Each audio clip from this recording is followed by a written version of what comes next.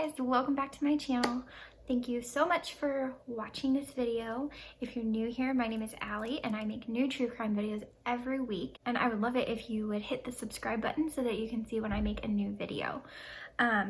Today we are going to be talking about a case that brings out lots of emotion from people. My husband actually told me, you might not want to do this video, but it's a case that I have been invested in for so many years.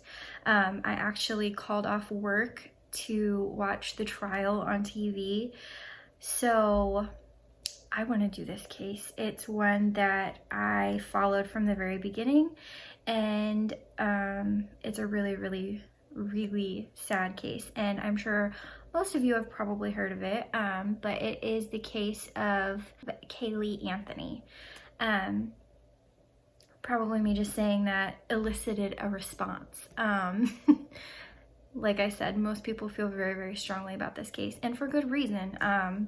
But let's just jump right in. Caylee Anthony was a 3-year-old little girl who lived with her mom, Casey, and her grandparents, George and Cindy Anthony. And on July 15th, 2008, Caylee was reported missing by her grandma in a 911 call.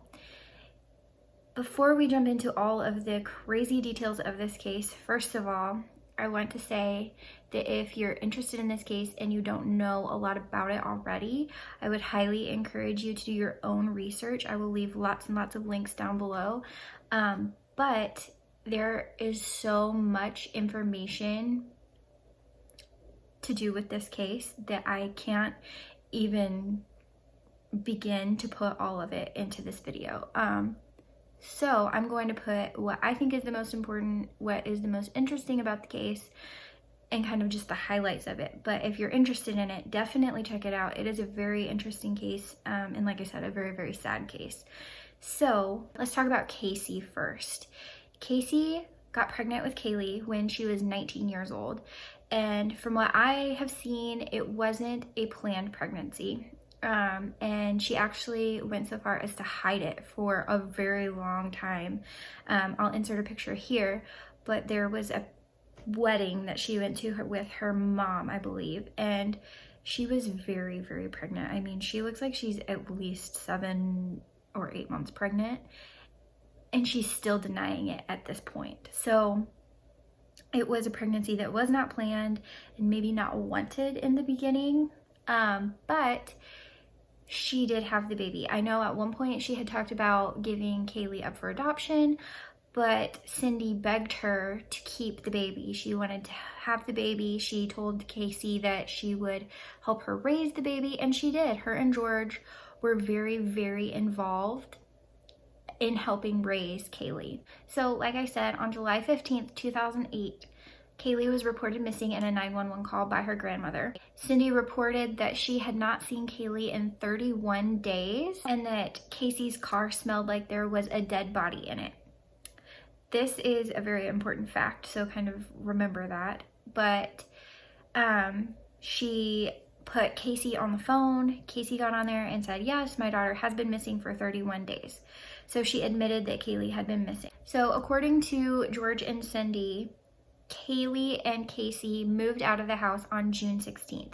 And I think that this all stemmed from an argument between Casey and Cindy about Casey's parenting. I think I read somewhere that it basically boiled down to Cindy saying that she wasn't involved enough and that she wasn't doing a good enough job, and Casey getting upset, saying that Cindy was overstepping and taking too much of a motherly role on.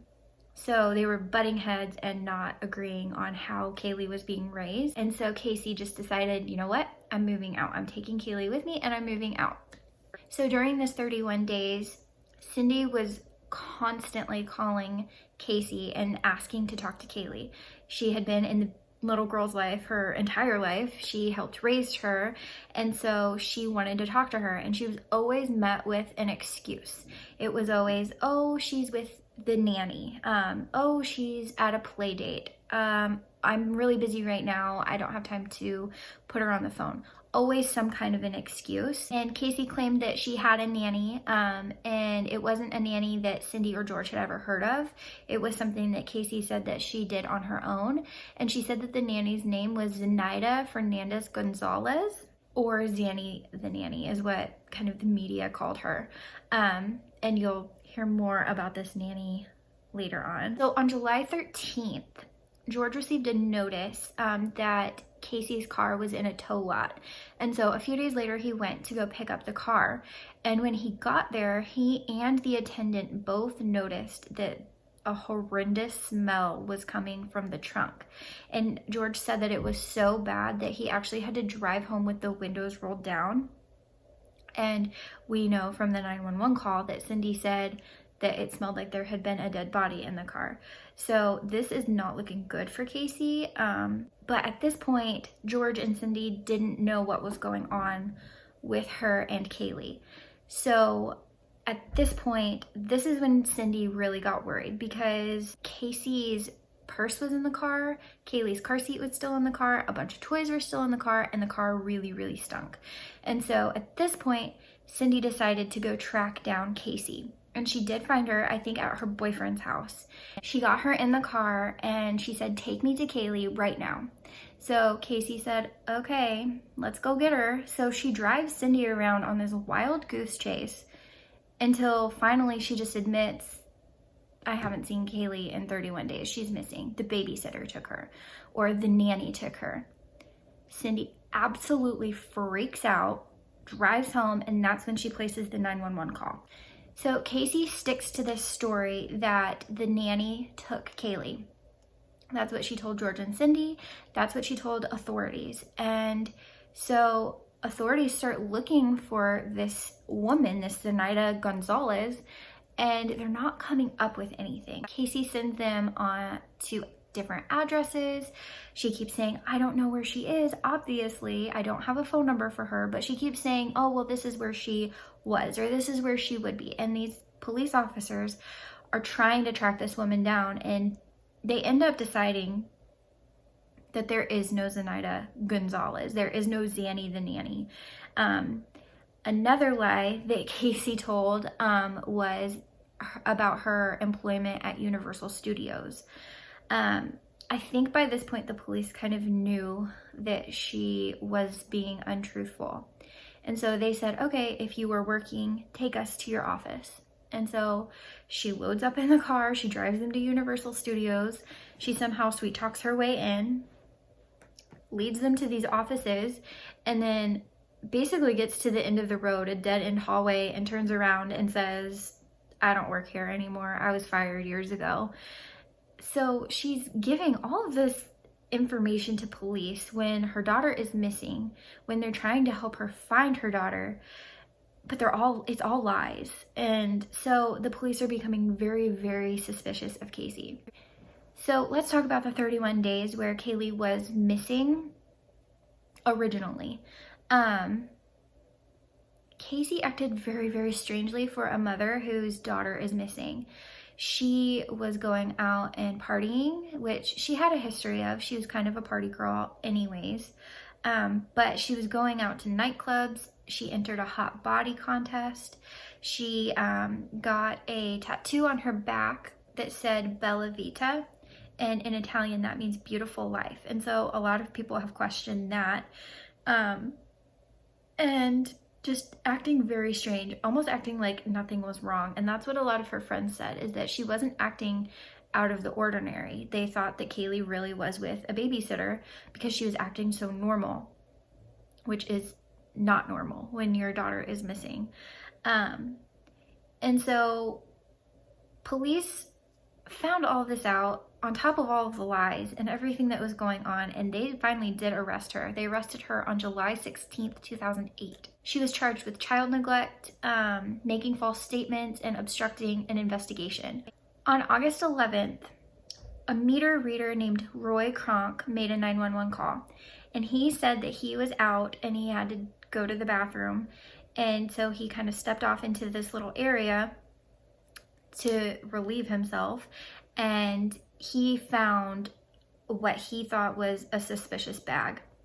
And when the police officer got there, he kind of was really rude to Roy and did just kind of a cursory search, didn't look too far into it. And so Roy said, okay, and left. I mean, he did what he was supposed to do. He reported the suspicious bag, but they left. And so they did not find Caylee at that point. And then in September, the entire Anthony family refused to take a lie detector test. And I don't know how I feel about this, because lie detector tests can be inaccurate.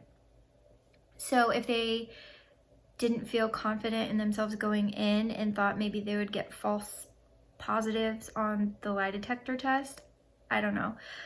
I mean, I think I would probably take it. I don't know. I've never been in that situation, so I guess I can't say. But they all did refuse to take it.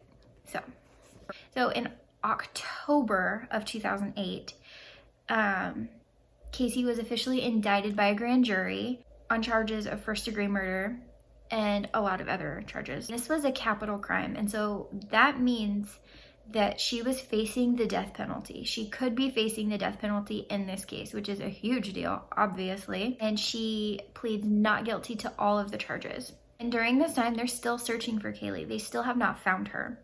And I think at this point, they've kind of, at least authorities have decided that they're probably not looking for a missing child anymore.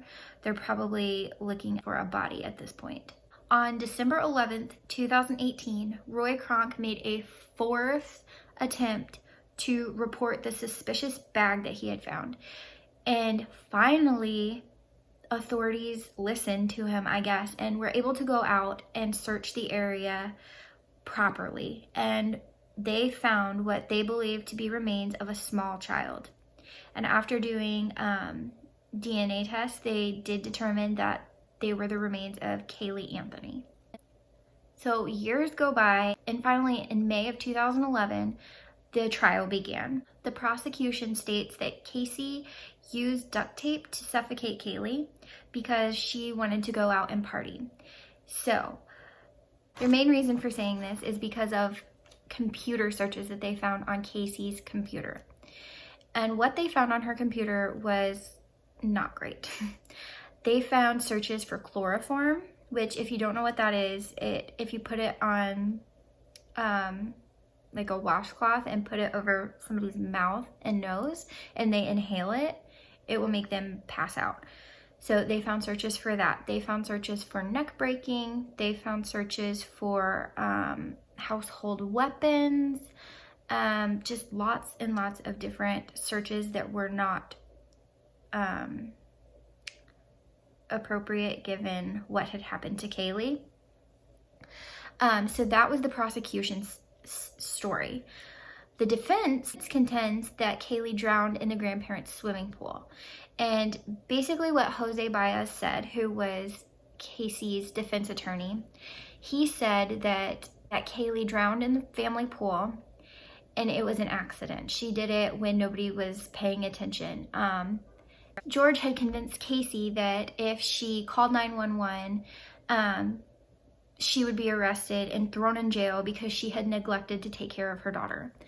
So they say that's why she lied for the 31 days, saying that she didn't know where Caylee was. They also threw a big, huge bombshell into their opening statements, saying that when Casey was a child, George had sexually molested her.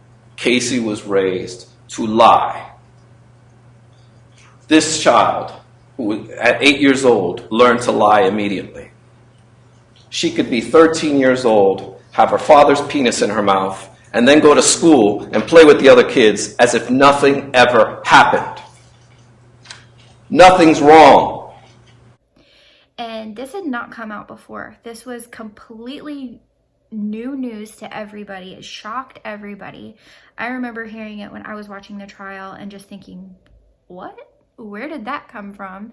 But they said that this was the reason why Casey lied all the time and how she became such a good liar, because George was molesting her and she was still living this normal life. So in order to deal with her pain and to hide it from other people, she learned to lie. And Jose Baez kind of threw in a bunch of other little things in his opening statements and throughout the trial.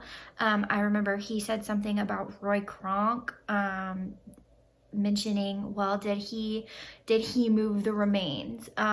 He threw in there something about why were the police pursuing a murder investigation when they had no body? Just basically throwing everything at the wall to see what would stick. So George gets on the stand, the prosecution calls him, and he completely denies all allegations of sexual abuse. He says that he has never done that to his daughter. He never would do that to his daughter. He would never hurt her in that way.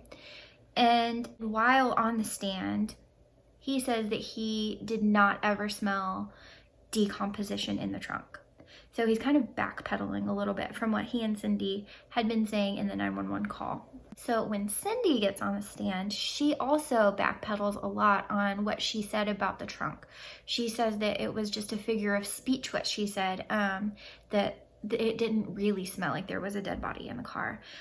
So a lot of people think that that the parents were trying to cover for Casey at this point, and kind of lying on the stand.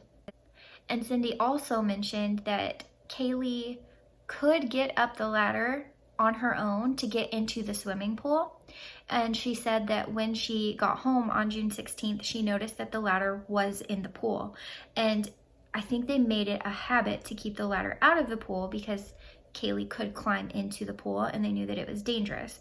But she did say that when she got home that day, she noticed that the ladder was in the pool. This trial was really, really long. There was tons and tons of information presented in this trial, and so I can't even begin to scrape the tip of the iceberg, but I am going to give a few points that I think were interesting and that were important. A lot of the trial focused on the trunk of Casey's car. Between the smells, they found a hair in the trunk that was similar to Caylee's hair, and was similar to hair that they found in Caylee's hairbrush. And it had root banding that was consistent with a decomposing body. They also found chloroform in the trunk of Casey's car, which can be produced from a decomposing body. And I believe that some of the dogs hit on the trunk of the car saying that they smelled decomposition. The defense came back and said that Casey had trash in her trunk. She had left a bag of trash in there for who knows how long, a few weeks, and that's where the smell was coming from. And that was their story with that. I know there was a lot of back and forth about the trunk. There were scientists saying that yes, all of these things lead to a decomposing body, and then the defense had experts on the stand saying, no, this doesn't add up. That doesn't mean there was a decomposing body. It could have just been trash. So it was really confusing watching it, and I feel for the jury. It had to have been a lot of information. 2 different dog handlers got on the stand and both said that their dogs smelled decomposition in the backyard. So that's important too. I would say that would probably be more important for the defense's case, saying that she drowned in the pool. So the computer searches that the prosecution relied on so heavily were really important in this trial. And when Cindy was on the stand, she said that she made those searches for the chloroform. And when questioned about it, she said that she wasn't looking for chloroform. She was actually trying to search chlorophyll, something for her plants. And so she was kind of taking the blame for that. I know there were a lot of other searches, and nobody could prove who made those searches. So one of the searchers that was searching for Caylee when she was still missing, Crystal Holloway, got on the stand, and she testified that she and George had an affair. And during this affair, she said that George told her and confided in her that Caylee's death was an accident, and it was an accident that snowballed out of control. When George was questioned about this, he denied all of it, but it does say something for the defense that it was an accident that snowballed out of control. I believe those were Jose Baez's exact words. So it kind of corroborates what he was saying. In the end, Caylee Anthony did not testify. A lot of people were very upset about this. I think people get really upset at most trials when the defendant doesn't testify. But I think that it was very, very smart on her part. If she would have gotten up there, I think the prosecution would have torn her apart. And so it was really smart of her for her defense to not testify. On July 5th, 2011, after 10 hours of deliberation, the jury came back and found Caylee Anthony not guilty on all felony charges. This was a shock. It was the shock that went around the nation. People were absolutely devastated. As to the charge of first-degree murder, verdict as to count 1. Leave the jury, find the defendant not guilty. Day of July 2011, signed Person. As to the charge of aggravated child abuse, verdict as to count 2. Leave the jury, find the defendant not guilty.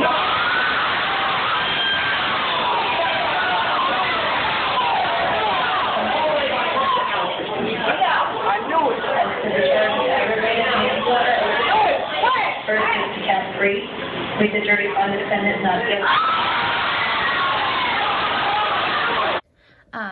I've seen reactions of people just hysterically sobbing, screaming. They were so upset. And I understand why they were. I mean, these people believed that she murdered her baby.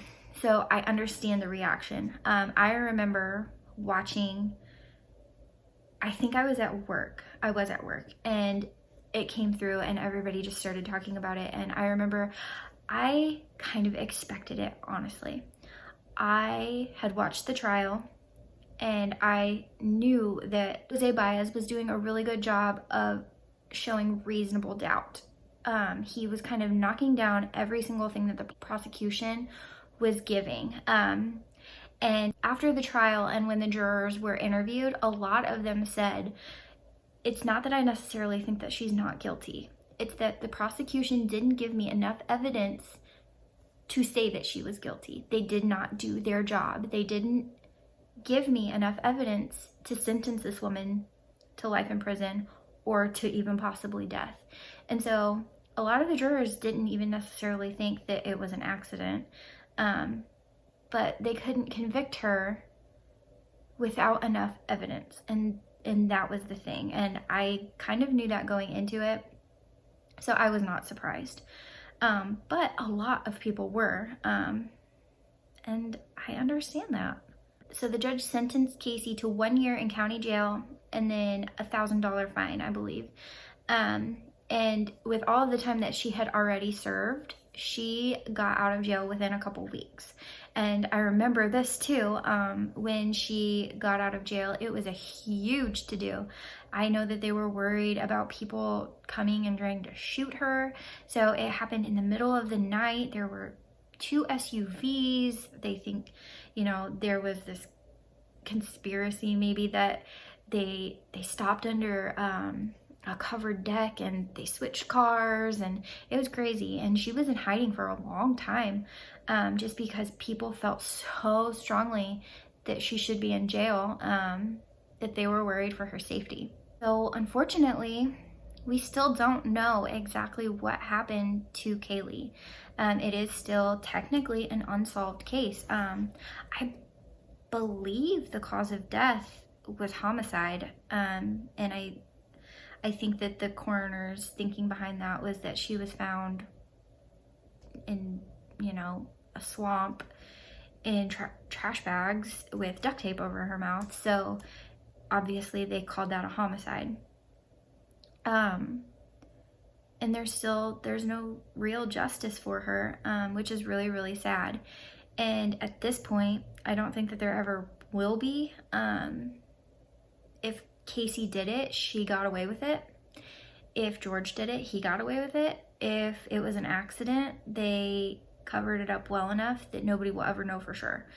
And so it's really sad. It's one of those cases where you can't even say, oh, but maybe someday we'll figure it out, because we probably won't ever figure it out. So that's really sad. But I'm curious to know if you watched the trial. Do you remember this happening? I know it was all over TV. It was absolutely wild. And this was back in Nancy Grace's heyday. And I watched her. So I watched all of the coverage on there. And so I'm curious, did you watch the trial? What did you think about the outcome of the trial?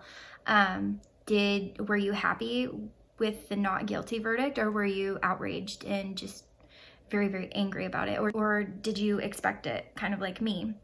I'm curious to hear your thoughts on that.